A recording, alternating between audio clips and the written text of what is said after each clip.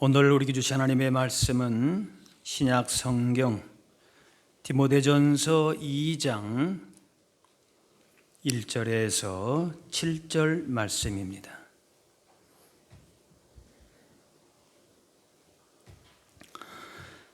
그러므로 내가 첫째로 권하노니 모든 사람을 위하여 간구와 기도와 도고와 감사를 하되 임금들과 높은 지위에 있는 모든 사람을 위하여 하라. 이는 우리가 모든 경건과 단정함으로 고요하고 평안한 생활을 하려 함이라. 이것이 우리 구주 하나님 앞에 선하고 받으실 만한 것이니 하나님은 모든 사람이 구원을 받으며 진리를 아는 데에 이르기를 원하시느니라. 하나님은 한 분이시요 또 하나님과 사람 사이의 중보자도 한 분이시니 그 사람이신 그리스도 예수라.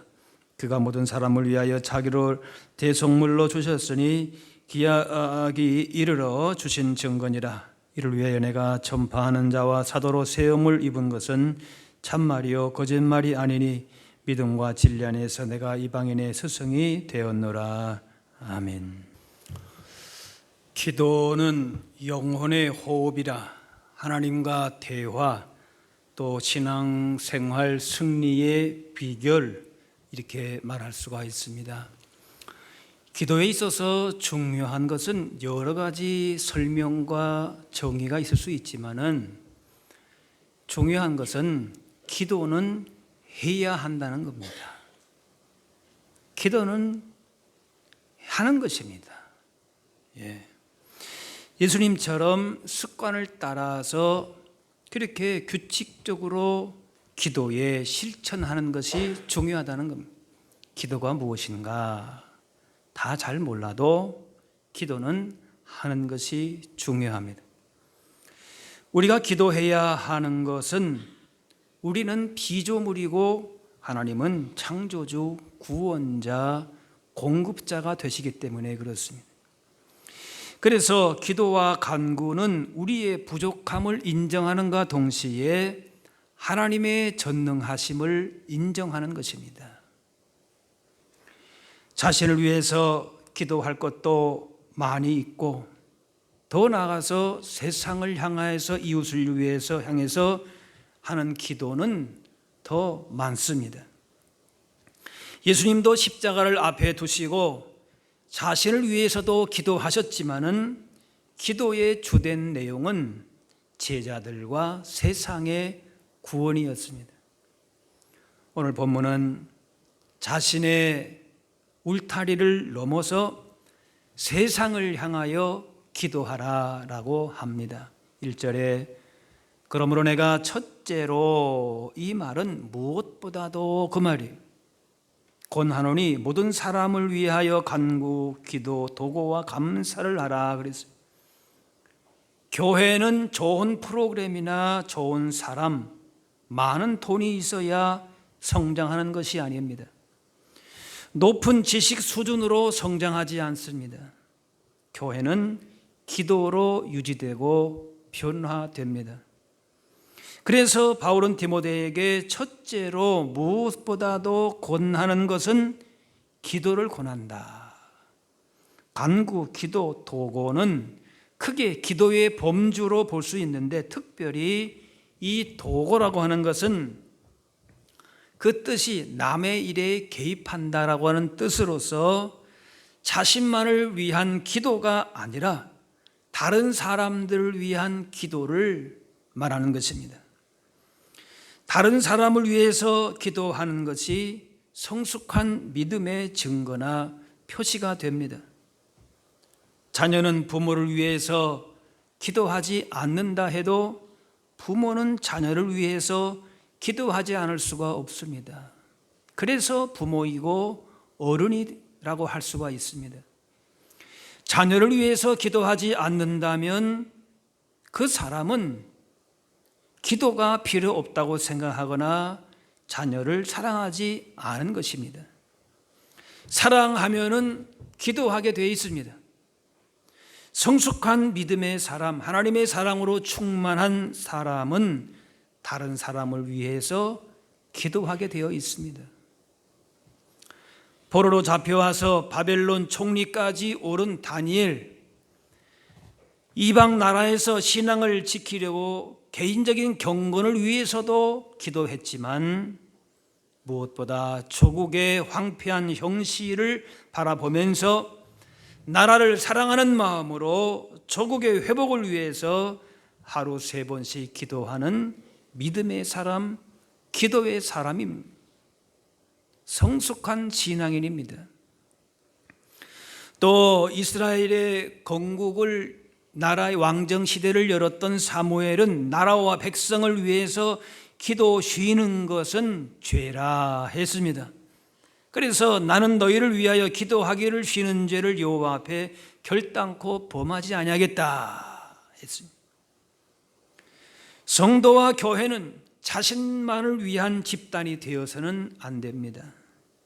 우리끼리만 잘 모이고 복 누리면 되는 것이 아니라 우리의 도움과 손길과 사랑이 필요한 사람들을 위로하고 치료하고 그들의 고통에 귀 기울일 줄 아는 기도의 사람이 되어야 합니다.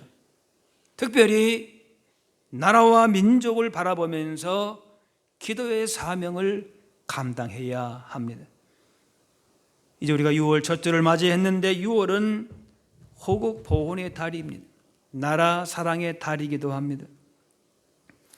나라를 위해서 피와 땀과 눈물과 기도로 희생한 믿음의 선배들로 인해서 오늘 이 나라도 교회도 이 시간까지 사명을 감당할 수 있었던 것입니다. 이제 이 시대의 성도로 부름받은 우리는 나라 사랑하는 마음으로 이 땅 가운데에 하나님의 나라가, 하나님의 의가 선포되는 아름답고 복된 나라가 되기를 위해서 기도해야 한다는 것입니다. 오늘 1절에 모든 사람을 위하여 그랬어요. 세상을 향해서 기도의 영역이 넓어져야 합니다. 기도는 사람의 친소 관계를 넘어야 합니다. 혈연, 지연, 학연, 또 같은 교인이라고 하는 관계의 범위도 더 넓혀가야 합니다. 그리스도인은 불특정 다수를 포함해서 개인적으로 잘 알지 못하는 사람을 위해서도 기도해야 할 책임이 있습니다. 심지어 원수라도 그 기도의 영역을 넓혀가야 하는 것입니다. 하나님의 통치가 다스림이 적용되는 모든 사람, 모든 영역을 위해서 기도하는 것입니다.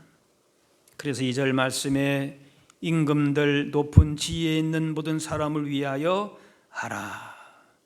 이것은 우리가 지금 볼 때에는 그냥 대수롭지 않은 말 같지만 당시의 이 얘기는 굉장히 충격적인 얘기이기도 했습니다.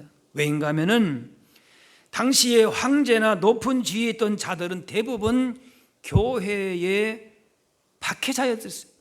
심하게 박해한 사람들이었어요. 그런데 그들을 위해서 기도라는 겁니다. 우리가 당시에 교회를 박해했던 사람 아는 대로 네로 같은 사람, 도미티안 황제 같은 사람이 대표적일 것입니다.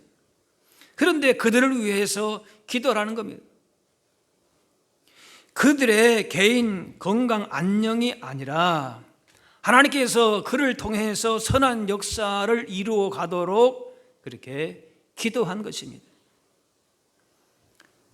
그렇게 한 이유는 그들이 가지고 있는 역할의 중요성이 있기 때문에 그렇습니다.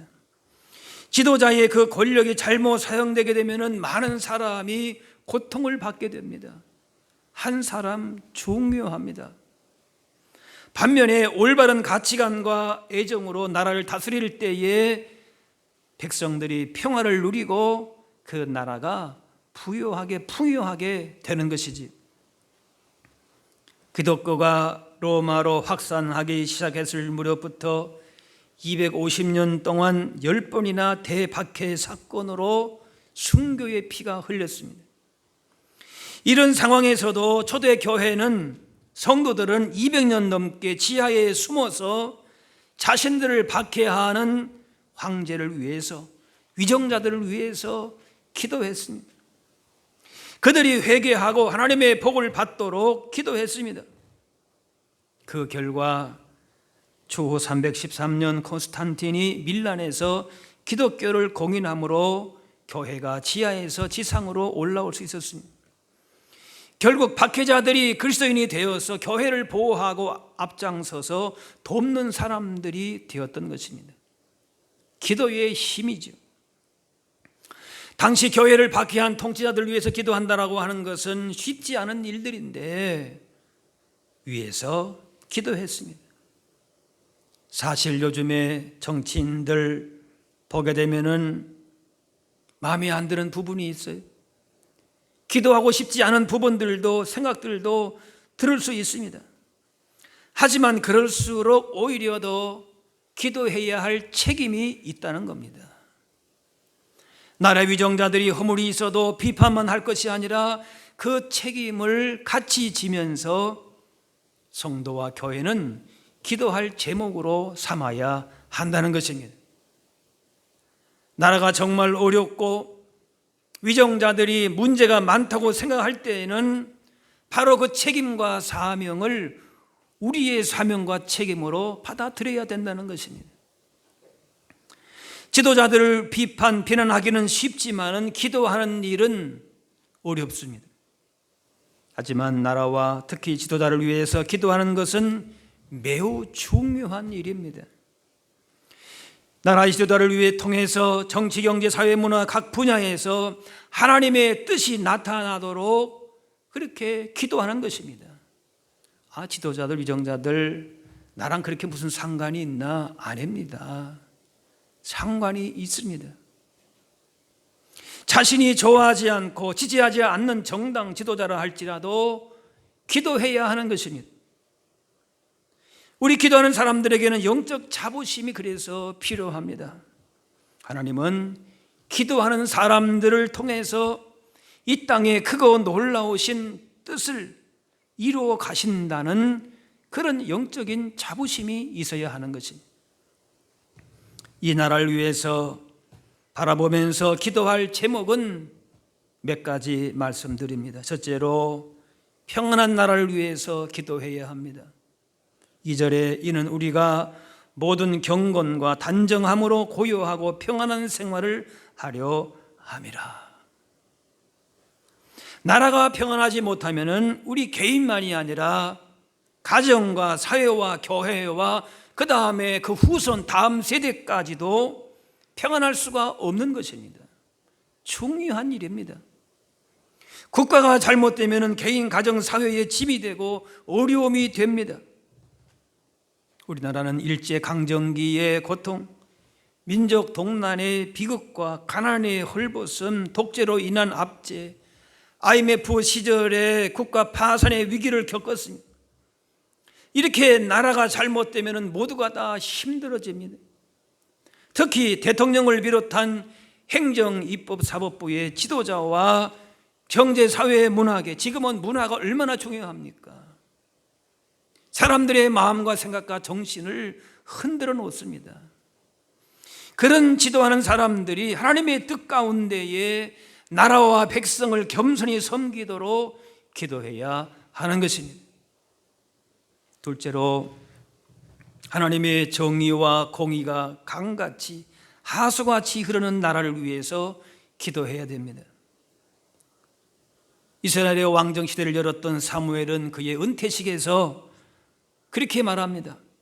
내가 누구의 뇌물을 받았으며 재판의 판결을 굽게 하였느냐 하고 백성들에게 물었습니다. 합당하게 나라를 다스렸다라고 하는 것입니다. 모든 법 적용과 집행이 공평하고 정당해야 합니다. 일한 만큼, 법을 준행한 만큼 합당한 대우를 받는 나라가 되고 정정당당하게 경쟁하고 이긴 자는 패자의 손을 잡고 함께 갈 수 있는 겸손과 베품의 아량이 있는 나라가 되도록 기도하는 것입니다. 셋째로 국가가 건전한 교회와 신앙을 보호하도록 그렇게 기도해야 합니다. 물질적 풍요보다도 더 중요한 것은 영적인 환경이 잘 조성이 되는 나라가 되어야 됩니다. 말씀을 바르게 선포하고 영적인 여건을 잘 만들어주는 나라가 되는 것입니다. 그래서 교회는 국가 발전에 도움을 주고 국가는 건전한 교회를 보호 육성할 수 있어야 합니다. 이단과 온갖 종교의 난립을 방치하는 것은 좋은 모습이 아닙니다. 불건전한 우상 숭배, 종교들이 번성하는 나라가 되어서도 안 될 것입니다. 물질을 우상처럼 섬기는 그런 물질 만능주의 나라가 되어서도 안 되는 것입니다. 이건 꼭 정치 지도자들만 얘기하는 것이 아니에요. 사회 각 분야의 리더들이 이런 생각들을 갖도록 우리가 기도하는 것입니다. 불의와 거짓이 주장되고 도덕이나 윤리가 땅에 떨어지는 나라가 되어서는 안 될 것입니다. 그런 흐름으로 타서 안 된다는 얘기예요. 그리고 또 무엇보다 중요한 사실은 이 땅 가운데 세워진 교회와 성도들이 바로 우리가 하나님보다 더 의지하고 사랑하는 우상들이 있다면 내려놓아야 하는 것입니다. 교회와 성도가 물질로 세상 쾌락으로 그렇게 타락해 간다면 그야말로 소망이 없는 것이. 우리 안에 불의와 부정과 부패와 탐욕은 뿌리 뽑아야 될 것이고 진리의 말씀을 따라서 선한 영향력을 나타내도록 책임을 가지고 우리 자신의 성결과 거룩함을 위해서 기도해야 하는 것입니다. 우리 자신만을 위한 것이 아니 그것이 나라와 이 땅을 위한 그리스도인의 책임적인 자세가 되는 것입니다. 독일 교회는 히틀러의 게르만 우월주의 사이비 종교를 막지를 못했습니다. 그 결과 독일만이 아니라 온 인류가 화를 입었습니다. 그런데 동서독이 통일할 때는 교회가 먼저 교류하고 기도함으로 베를린 장벽이 무너졌습니다. 우리나라의 안정과 일치와 평화와 통일을 앞당기기 위해서는 이렇게 교회가 먼저 책임적인 자세와 의식을 갖고 기도하고 앞장설 수 있어야 하는 것입니다. 네 번째로 우리가 기도해야 될 것은 이 땅 가운데에 예수 그리스도 복음이 온전히 전파되어서 모든 사람이 구원받는 나라가 되도록 기도하는 것입니다. 4절에 하나님은 모든 사람이 구원을 받으며 진리를 아는 데에 이르기를 원하시느니라. 어떻게 모든 사람이 구원받는가? 다 구원받을 수 없기도 하죠. 그런데 이 말씀은 인종이나 문화, 사회적 어떤 차이나 차별 없이 구원받기 원하는 자는 구원을 받는다는 뜻입니다. 제약 없이 차별 없이 누구나 다 복음 전하고 위해서 기도하라 그 말이에요. 예수 그리스도의 복음으로 주어지는 구원의 복이 차별 없이 차이 없이 온 나라에 임하도록 기도하는 것입니다. 암울한 시대 이 나라에 복음이 들어와서 어둡고 소망 없이 지내던 나라가 변화되었습니다. 그 어떤 것보다 복음이 사람을 변화시키고 그 변화된 사람이 그가 속한 공동체와 사회를 변화시키는 것입니다. 나라와 민족이 어떤 가치와 정신의 지배를 받고 있는지가 중요한데 사람과 사회를 근본적으로 바꾸게 하는 것은 바로 복음입니다. 단순하지만은 복음이 거기에 우리가 집중해야 하는 것입니다.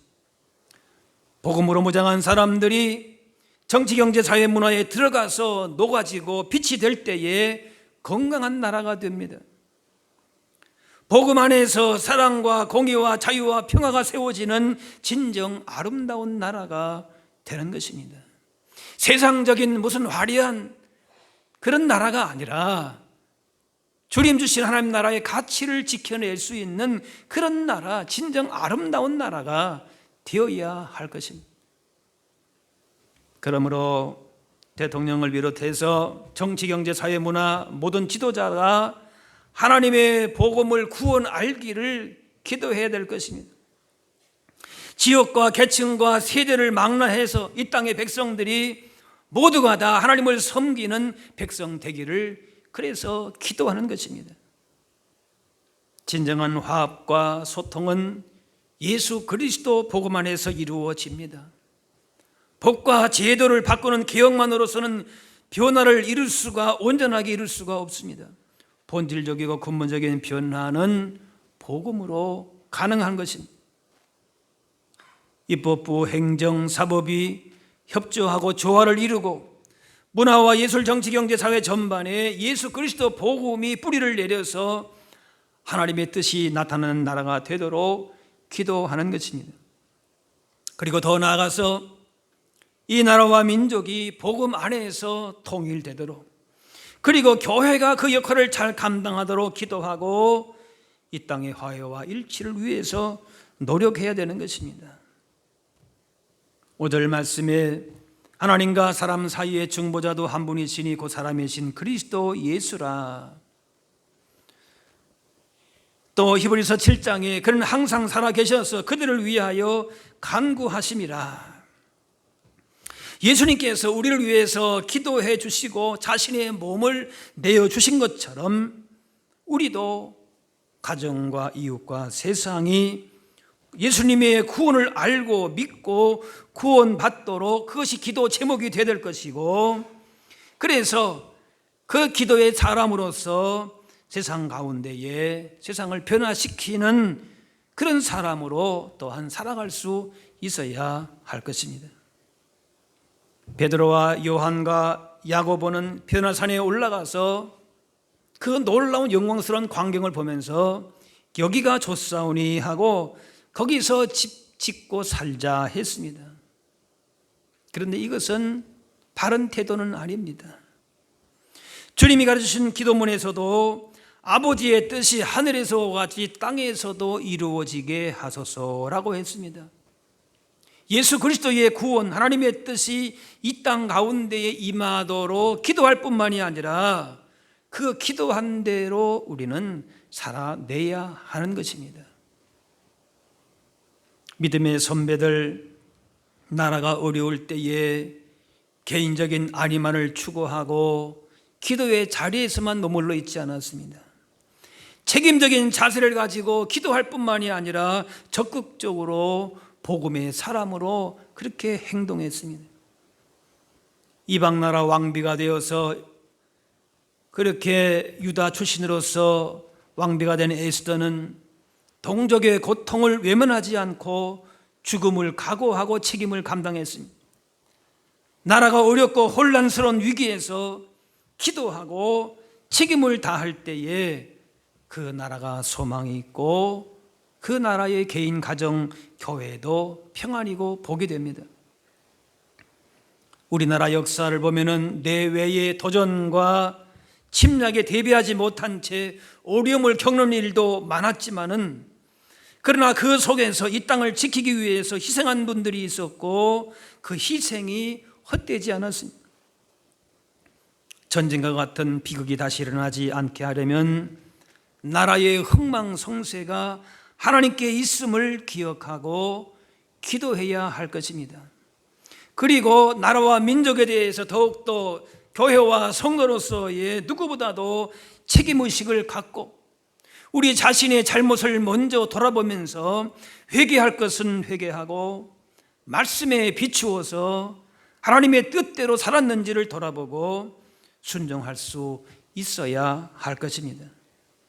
하나님께서 이 나라와 민족을 지키시고 선한 길로 인도하신다는 그 믿음으로 기도하는 것입니다. 기독교 역사관은 역사의 주인은 하나님이시다라는 것입니다. 하나님께서는 한 개인의 생사화복만이 아니라 더 중요할 수 있는 국가와 민족의 흥망성쇠도 주관하시는 분임을 믿는 것입니다. 결코 우리 홀로 한 개인이, 한 가정이, 한 교회가 그 힘으로 바로 서는 것이 아닙니다. 나라와 민족의 그 속에서 개인과 가정과 교회도 있는 것입니다. 그러므로 더욱더 기도하고 복음 전하고 이웃을 섬기고 말씀대로 사는 사람이 하나님의 역사에 동참하는 사람이고 복음으로 나라와 민족과 세상을 변화시키는 사람인 것입니다. 이것이 우리 개인에게도 가정에게도 교회에도 복이 된다는 것이지. 오늘 이 나라도 이 교회도 에스더와 같이 기도하는 것뿐만이 아니라 나라와 민족을 향한 책임의식을 가지고 그야말로 죽으면 죽으리라라고 하는 그런 각오로 기도하면서 우리 삶의 고난의 현장으로 나아가야 할 것입니다. 이 나라에 문제가 있음을 안다면은 비판만 할 것이 아니라 그 허물을, 그 책임을 자신의 허물과 책임으로 받아들이고 기도하는 것입니다. 기도와 말씀, 예수 그리스도의 복음으로 무장한 그리스도인들이 세상에 나아가서 선한 영향력을 끼치고 그 속에 들어가서 빛이 될 때에 이 나라가 건강한 나라가 됩니다. 세계에 무슨 수출을 매디가 되고 경제적인 부강을 이루고 무슨 선전을 하고 그것만이 아름다운 것이 아닙니다. 하나님 나라의 복음의 가치가 바르게 세워질 수 있는 나라가 진정 아름다운 나라가 되는 것입니다. 어떤 나라가 아름다운 나라냐? 복된 나라냐? 바로 역사의 주인은 하나님이십니다.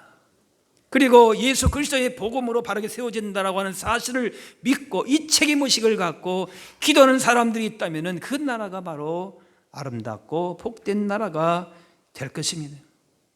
우리의 기도는 단순히 자신의 안위를 위한 수단이 아니라 우리의 삶의 현장 속에서 내 몫의 사명을 감당하기 위한 그런 책임 있는 기도가 되어야 할 것입니다.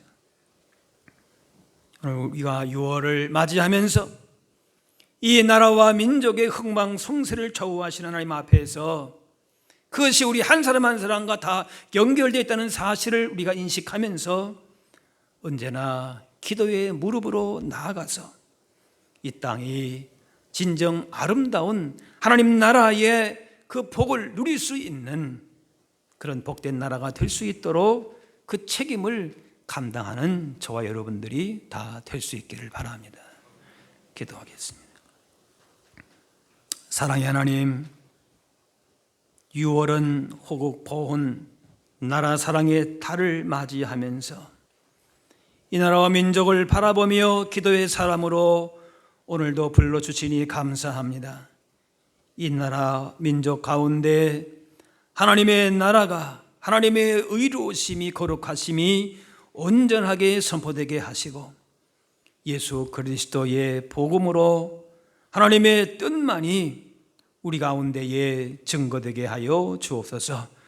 우리의 기도의 지경이 더욱 넓어지게 하시고 특별히 나라의 지도자들, 사회, 정치, 경제, 문화 전반에 예수 그리스도 복음을 통하여서 우리의 기도와 책임을 통하여서 이 나라가 평안하게 지고 주님의 교회도 또 우리 모두도 다 든든하게 세워지는 그런 영적인 영육간의 복이 임하게 하여 주옵소서. 감사드리며 예수님의 이름으로 기도하옵나이다.